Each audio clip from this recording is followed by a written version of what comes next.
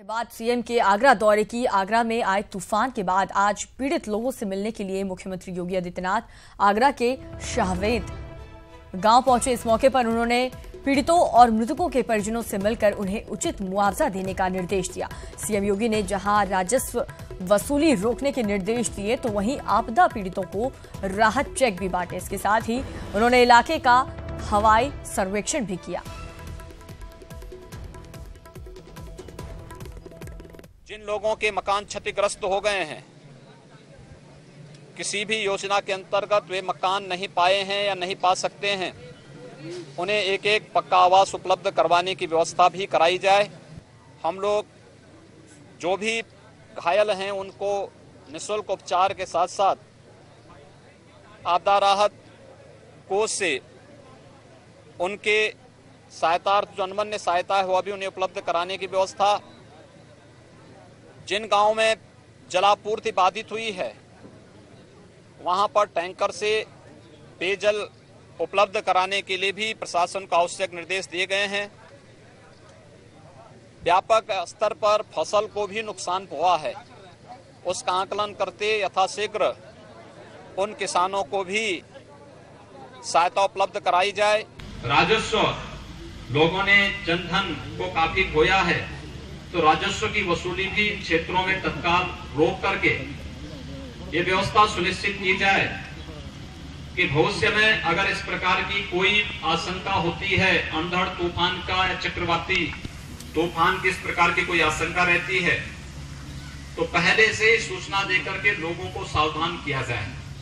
ये बहुत दुर्भाग्यपूर्ण है कि 24 घंटे के अंदर पीड़ितों को सहायता उपलब्ध करवाने की जो कार्रवाई यहाँ पर हुई है उस पर राजनीति करने की बजाय इनको पीड़ितों के साथ खड़ा होना चाहिए था।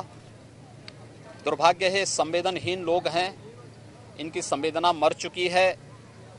पीड़ितों को सहायता पहुंचाने की बजाय ट्विटर के माध्यम से उनके जले हुए घावों पर नमक छिड़कने का कार्य इस प्रकार के वक्तव्यों के माध्यम से लोग कर रहे हैं।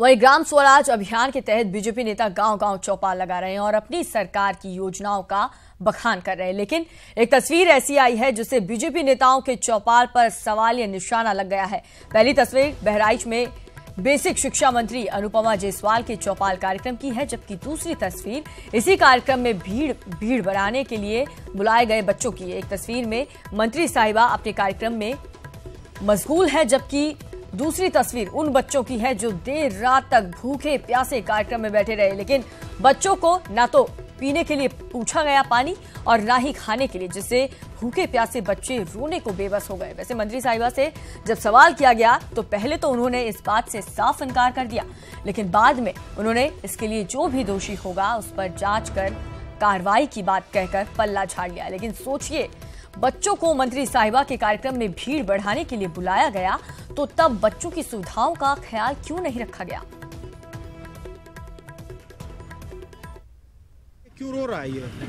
घरे चल। क्या कह रहा है? भूख लगी इसको? यहाँ पे कुछ मिला नहीं खाने वाला? नहीं मिला। अब हाँ, अभी आप दिखवा लीजिएगा, हम आपको बता देंगे। आपने हमारे जी, हम आपको बता देंगे। एक सवाल मैं जरूर दिखा लूंगी, लेकिन पहली बात तो मुझे कोई लॉजिक नहीं समझ में आ रहा है कि 12 बजे से बच्चों को क्यों बुलाकर बैठाया गया। और जिसने भी बुलाकर बैठाया बच्चे तो बच्चे होते हैं, वो सही कहेंगे। अगर वो बच्चे बता रहे इन्होंने बैठाया है तो जिन्होंने बैठाया वो जिम्मेदार है। भी मैं उनसे बात करती हूँ, पूछती हूँ कैसे बुलाया, और उनको उसकी जिम्मेदारी का जो होगी लेनी पड़ेगी, खामियाजा।